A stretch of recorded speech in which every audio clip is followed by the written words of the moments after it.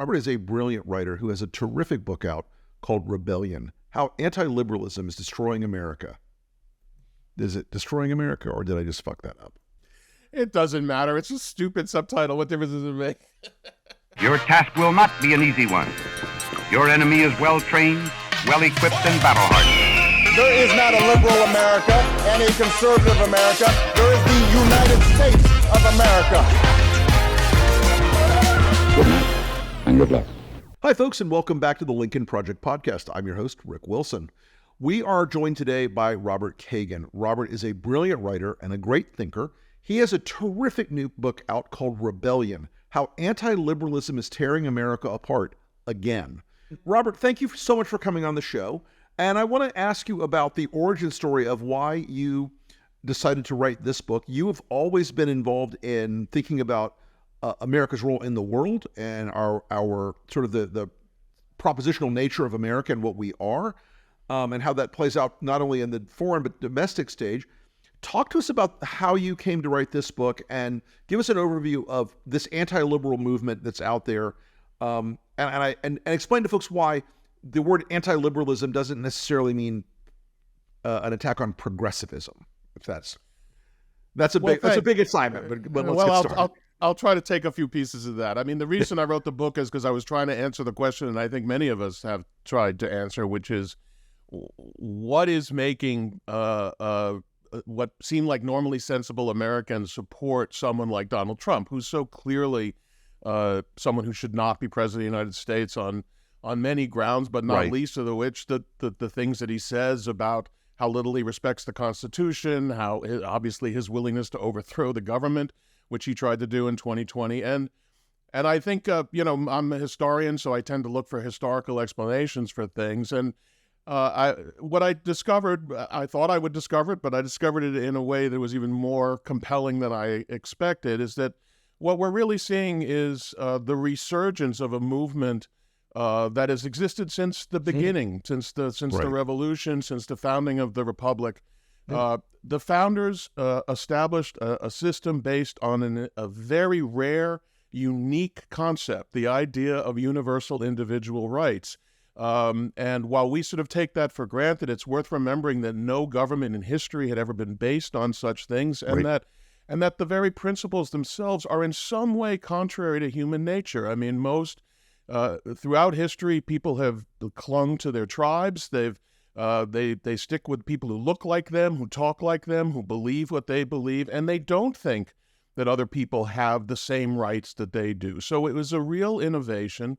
And what the founders knew at the time, and certainly it's apparent in retrospect, is that even when the country was founded, a significant portion of the population did not agree with those principles. At the time, those were slaveholders, but not just slaveholders, people who were virulently anti-Catholic. And so we have a set of ideals that has been placed on top of what is a nevertheless normal human society. And in a way, the story of America since then has been trying to get more and more people to sort of buy in to the basic premise of the Declaration of Independence. But there has always been resistance. There was resistance from the slaveholding South. Prior to the Civil War, there was resistance from the South during Reconstruction. There's been resistance from white Christian Protestants to the arrival of immigrants of different nationalities, of different religions, etc. And then all of that was sort of submerged by sort of circumstances, by the Depression, by World War II, which created a huge sort of re-establishment of the founders' original principles. And what we're seeing today, and have been seeing for quite some years now, is a growing rebellion against those basic principles. And I think it's very hard for Americans to accept the idea that many millions of their fellow Americans simply do not believe in the fundamental principles of the Declaration, and today see an opportunity to change the system in such a way that would undo what the founders created. So the liberalism that I'm talking about is the liberalism of the founding. It's the liberalism of the Declaration of Independence. It's not about progressivism. It's about protection of individual rights and liberties against government, against community, And that is, I think, what people are fighting against right now in the person of Donald Trump, who is a very odd person to be leading this movement, but nevertheless, he is the person leading it. I think you say in the book that there's a sort of a through line from the slaveholding South to the current sort of pendant autocratic movement that has replaced the old Republican Party. And I'm struck how crisply you articulated this, because it is something I think a lot of people have kind of walked around the issue. They've sort of hidden away from the issue. My friend Stuart Stevens wrote a great book called It Was All a Lie, about a lot of the racial underpinnings of where we ended up in this country. And the original operating system of the United States had its 3/5 flaw, the big bug in the system, that was the only way it was going to be made acceptable to Southern slaveholders at the time. And I wonder how much the folks who are so quick to embrace Trump and this sort of amorphous idea of Trumpism as the personality cult understand that they're part of a tradition that almost killed America once in the Civil War, tore America apart again during the Civil Rights Movement, and that there's a inherent, racial and religious and ethnic set of prejudices that are driving this movement. Right. I mean, that's been the really hard question because, friends of mine are Trump supporters, Sure. and they don't want to be told that there's a racist element to that. And as far as I know, they're not particularly racist. So the question is, why are they going along with this? I think it's important to break up the Trump support into at least two categories. Sure. One category is what I consider to be the beating heart of this movement, which is white Christian nationalism. That is how people forget, either willfully or unwillfully, that Trump introduced himself to the American public as a political figure in 2011 with the birther controversy, which was a straight white supremacist. Our first black president is not a legitimate president. He knew exactly what he was doing. His advisor at the time, Roger Stone, told him not to do it because he was going to get hammered, and he did it anyway. And someday somebody will tell me, how is it that Donald Trump, who doesn't believe in anything, I think, how did he pick that issue to summon this group of people to him? It's a very interesting question. I don't know if anybody's come up with the answer yet. I've done some writing about that particular moment in Trump's evolution. In part, he was talking to some people at Fox who were around Roger in the brain room. And I think it also came down to, the irony of Roger Stone saying, "Whoa back on that, boss. Don't go that far. That's too crazy." I mean, that's a moment right there all by itself. Right. But he has always had a kind of feral cunning about him, about certain populist issues. Why did he come out against the Central Park Five? Well, it wasn't because he believed they were actually guilty. It's because there was a sense in the city in that moment that he could, that everybody outside of the Upper East Side and Upper West Side was feeling anxious and terrified about crime. I mean, that was a moment where you saw the origin story of Giuliani as mayor sort of taking off, even though they were not guilty. So I think he's always had a kind of skill set there. He's always had a kind of radar for these hyper populist issues. And ironically, I should have seen the end of my career as a Republican roaring up toward me, because when I wrote a memo in 2008 and said, "This is the dumbest issue I've ever heard, please stop talking about this," and I got a tremendous amount of static for it from rank and file Republicans who didn't believe Barack Obama was from Kenya. They're like, "This is a great issue for us." In what way? But but the point, just to get back to the argument. So that is, he set himself up that way. That is the beating heart of his movement. That is what he is playing to in this campaign in a way that is much more directed than it was in 2016, which is, it's the poison the blood campaign. He's running a race-oriented, ethnic-oriented, religious-oriented campaign, with the Bible and everything. So that is the heart of his movement. I think that is the part of the movement that scares people into acquiescing, etc., because that represents a very large chunk of the Republican electorate. And so then the question is, what about all the other people? What about the people who were very happy voting for Mitt Romney, where they were very happy voting for John McCain, and now they're very happy voting for Donald Trump? Why do they not tell the difference? Right. And I got to tell you, my initial instinct is they don't get it and they really don't see it. But over time, I've become convinced that it's impossible for them not to see it. And therefore, ultimately, what I've decided is they just don't care that much. And I think what we're really suffering from, and I talk about this in the book, is something that Jefferson worried about, Lincoln warned about, which is just basically a general apathy about the liberal principles, the principles of the Declaration, which are, again, hard to implement. They require a real commitment. And who's to say that Americans, like every other people in the world, ultimately don't care that much? And I think that is the crisis that we're in right now. It's a crisis of belief. And I think that for whatever reason, whether it's education or whether it's just historical reality, too many people no longer care about preserving these principles against sort of basic racial, religious, etc. tendencies. And by the way, it's just an accident that many Democrats are right on this issue. I'm not sure they would necessarily be right if it weren't their party that was at stake. So we may have who knows how many people beyond the Republican Party don't care that much about these principles. I think that's the crisis that we're really facing right now.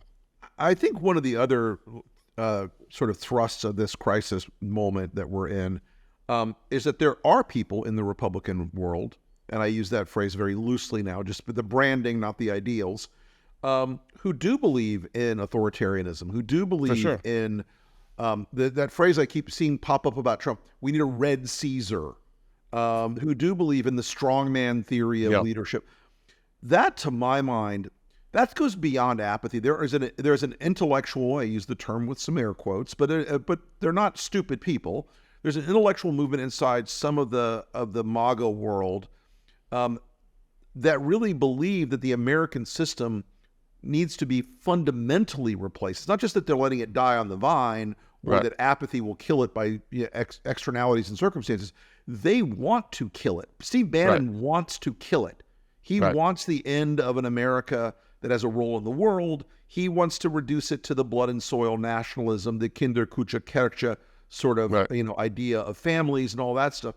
It fascinates me that more people haven't sort of seen that in the way I think you have.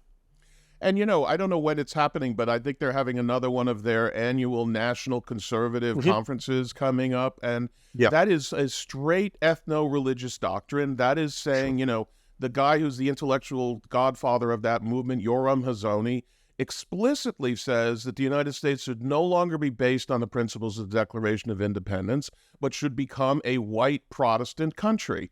And then it can let all the other people live there, but it is still a white Protestant country. And you see people involved in that movement like Chris DeMuth, who was the president of the American Enterprise Institute for decades. I thought, again, this is like, who are these people? I thought he was a perfectly reasonable person, and now he is selling ethno-religious nationalism as his doctrine. And so I think that it's pretty clear if you look at the Republican intellectual world, the conservative intellectual world, I think it turns out that conservative doctrine has turned out to be either more bankrupt than we thought or more absolutely contrary to the fundamental principles that the United States was founded on than anyone has been willing to admit. And people have sort of maybe come home to where they always were but couldn't say for many decades, I mean, the irony of it is that as a jaded political hack, I still grew up in the conservative movement with Burke and Kirk and Russell and Buckley and all those things, and none of it, in the end, seemed to have any permanence with people who talked about the importance of the permanence of conservative ideas. In the end, there are a tiny number of holdouts here and there, but mostly I feel like we're the last priests of a dying religion sometimes, because that idea of white ethno-nationalism is something, and Protestant ethno-nationalism, to be clear, is something that when my great grandfather, a Bavarian Catholic, somehow ended up in Florida in the 1905 or whatever it was, he faced from the Klan. They hated the blacks and the Jews and the Catholics with equal vigor, Right. In the South back then. Right. But this idea, this Protestant-driven, evangelically driven nationalism, I mean, I know where it comes from, but what's the countervailing force there? I have yet to sort out how even cutting the head off the snake, we beat Trump and drive him into humiliation, I still don't think it kills this movement at a level that would save the country from it. Well, that's an interesting question. I think, obviously, the movement what's shocking about our present moment is that the movement is so much more virulent than we thought, that it still is so virulent, Right. I think we shouldn't have been shocked, but nevertheless, that's the way, maybe the nature of Sure. being human. But, when 100 years after the end of the Civil War, the issue of desegregation came up, the South stood up united in opposition and pretty much was ready to leave the country again. Eisenhower had to send, a military force to Arkansas to enforce, which is, once again, it was simply military power, in a sense, that convinced. So if these people, after 100 years, had not changed an iota in their attitude towards race, why should we assume that they have now changed? And I think that what Trump revealed by sort of empowering these people and sort of making it okay for them to express their real views, it revealed how strong and wide this movement still is. So you're absolutely right. However, my sense of it is that demographically they're in trouble, and that you are not going to be able to run a party, even the Republican Party, ultimately on white votes alone, and because of the shifting demographics of the country. And my hope is that if we get past this election, if we were to survive this election without Donald Trump coming into power and bringing all these people in a way that they've never been before. And this is the thing that drives me crazy about Republicans who compare the first term to what a second term was like. The people who are going to be running the show under Trump in this term are completely different from the kind of people who were running the show in the first term. And That's right. It's going to be a very different movement. But in any case, I think that once Trump is gone from the scene, the movement will still be there, but will it really have the capacity? Has it captured the Republican Party permanently? That's an interesting question. And I wonder whether I would actually think that after Trump is gone, the Republican Party may split and cease to be a viable political party, because I don't think in the absence of Trump, all these other friends of ours are still going to be lined up with white Christian nationalists in the same way that they are now. So yeah, you mentioned Chris Demuth, but you look at how transformative it's been for what were think tanks in the Republican space, AEI and Heritage, and a lot of these what I call the gentry conservatives, who were never Trump in the beginning, and who have now with the passion of the converted, believe that any opposition to Trump is a sign of that you're a globalist, socialist, communist. I love how they Mad Lib all the words together every time. But it is interesting that the institutional basis of it does seem fragile. Like the America First Policy Institute will disappear like a soap bubble when Trump is gone. It's not that doesn't have permanence. I think some of the voters, I think you're right, there may end up being a schism inside the party, because we do still see Nikki Haley pulling 22% on average of the Republican vote in her primary, despite her betrayal of her own voters, which blows me away. We see out in Utah this week an anti-Trump statewide candidate in one of the most conservative states in the country, who ran as a conservative, not as a Trump candidate. I think, by the way, a lot of this has to do with groups who still feel themselves somewhat under pressure in our system will tend to be more worried about anti-liberalism. So I feel like I don't know this for a fact, but I think that since the history of Mormons in America is as a persecuted minority, they sense that having this kind of government is not good for them. But anyway, I didn't mean to interrupt you. I've spent a lot of time in Utah, and I've done a lot of work out there.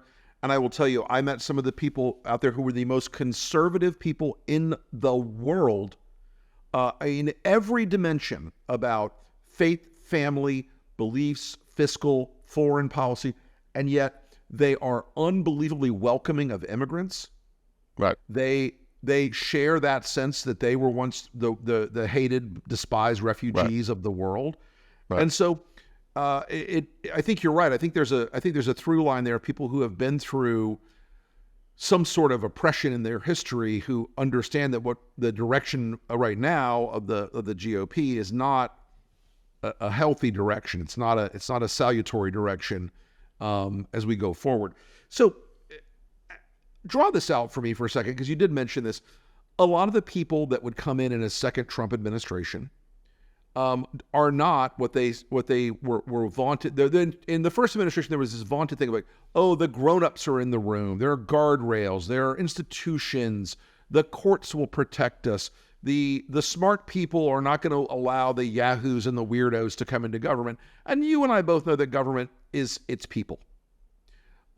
Draw that out a little further for us, what you see a Trump administration would look like, both from the staffing and the policy perspective in the future. Well, we can all see it. I mean, it obviously there's the whole Project 2025 at the Heritage Foundation, but there are people who are named as likely chiefs of staff. For instance, there's a man who I don't really know, but I guess he was Trump's OMB in the first term, Russell Vought. If you listen to what he says, he is a Christian nationalist. Oh yes, 100%. 100%, and he would like to see America be a Christian America, and that would be our chief of staff. That is a big difference from the kind of chief of staff that he had in his first term.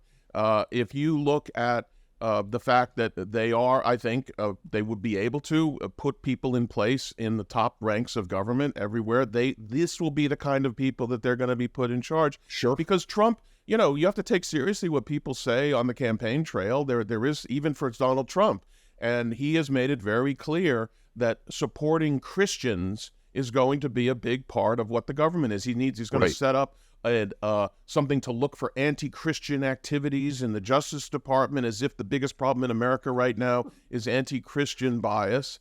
Right. And those poor oppressed evangelical Christians. And so, so I think that we have to understand that this group that has existed throughout history. They were the John Birch Society. They were the McCarthy movement. They were the Klan in the 1920s, when the Klan was a national movement of relative respectability. It's worth remembering. Back in the day, politicians were not embarrassed about speaking at Klan rallies back in that day. Those people have not had a shot at any power at any point since World War II. Even in the Reagan administration, they got crumbs from the table. They ended the Reagan administration feeling that they'd been shut out. And that's why people like Josh Hawley talk about the uniparty. They've been left out of both parties. Here they will be finally in power. And this is something that I just think so many what we used to refer to as normal Republicans are either blind to or willfully blind to, which is that it's not going to be them running the show. It's not going to be the Wall Street editorial page. It's not going to be the editors of National Review. It's going to be these people who famously Bill Buckley kicked out of the party, or kicked out of the conservative movement, and who now are back in force, including the descendants of Bill Buckley, who have now bought into this. So, maddening. That is where we are today. That's why the second term. Now, there's also the fact that Donald Trump is going to be a different president than he was in the first time. He is going to be, I've never had somebody try to put me in jail, but if I had somebody try to put me in jail, I would be very angry at them. and Trump is going to be the anger presidency.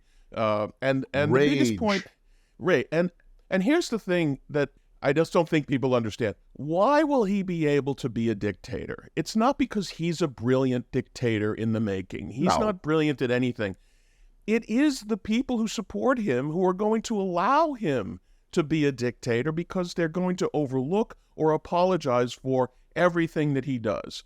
When he does cross the guardrails, the guardrails require, as you say, people to stand up to it. Who is going to do that? A Republican-controlled Congress that will be completely stripped of any opposition to Donald Trump, a Supreme Court which we can see has got at least 3 insurrectionists on it, and others who are willing to go along with that. And who is the Wall Street Journal editorial page going to attack Trump every time he does something wrong, or are they going to attack his attackers as they have been doing consistently? So the reason Trump will be able to do this is not because he's a brilliant dictator, but because his supporters both want him to be a dictator or will allow him to be a dictator. That's the crisis that we're facing. I think that's right, and I think that one of the reasons this book is so valuable is because, it does address this sort of the implications of what happens here, and if you let this movement continue to play out. One of the things that's concerned me the most about a future Trump administration is that we're at an inflection point in the world right now where Ukraine is now finally getting getting rearmed a bit. But if we end up with a Trump administration, my view is that he withdraws from supporting Ukraine, he withdraws from NATO effectively, or at least notionally, breaks the European sort of structure, the North Atlantic Europeans version of the structure. Putin becomes, for as long as he survives, a much more powerful figure. You enable this sort of autocratic axis of Putin and Xi and Iran and North Korea. Talk to me about what you see the implications would be for the global order if we end up with that sort of withdrawal scenario, because that seems to be heart and soul of a lot of what they want is a smaller, less dominant America in the world.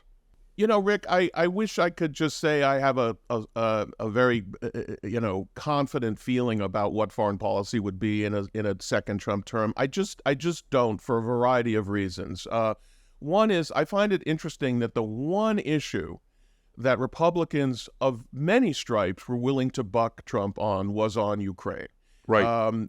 He lost that argument. He didn't make a concession. He was just losing. I think Mike Johnson just said, you're going to lose, so let's reposition here. Right. So the fact that that's true indicates to me that there is still in the Republican Party enough sense that the United States has this very important role to play, that it may not be so easy for him to do all those things. Not to mention, events will occur.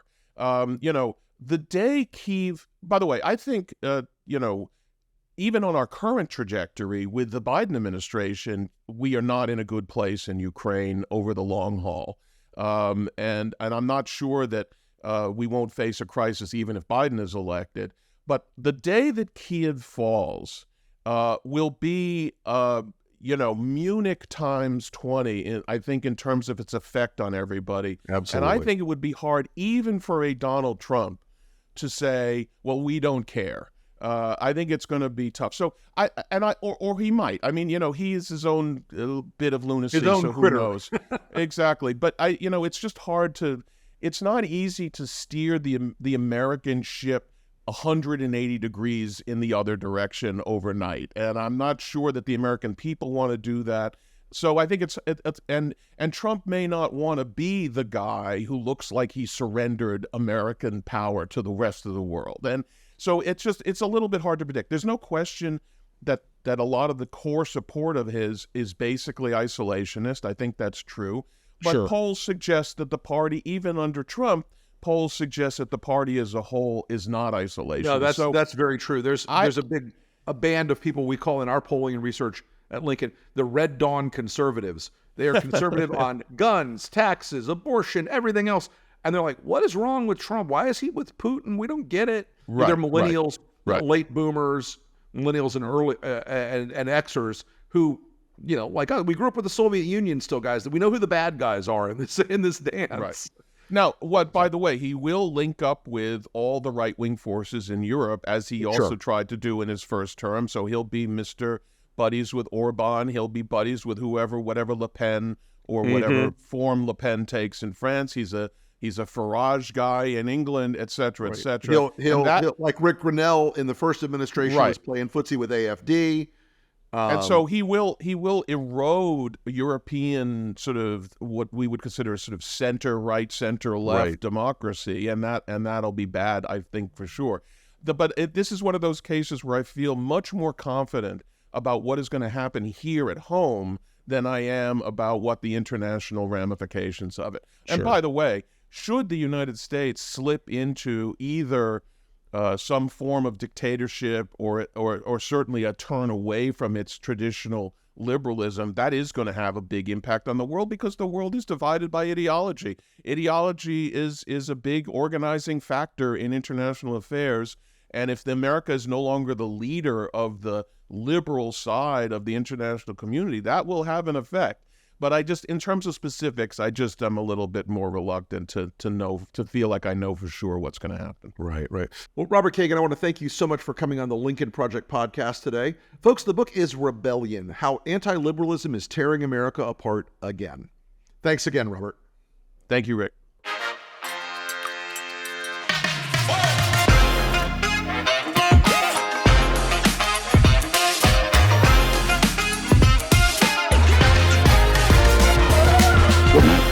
And good luck.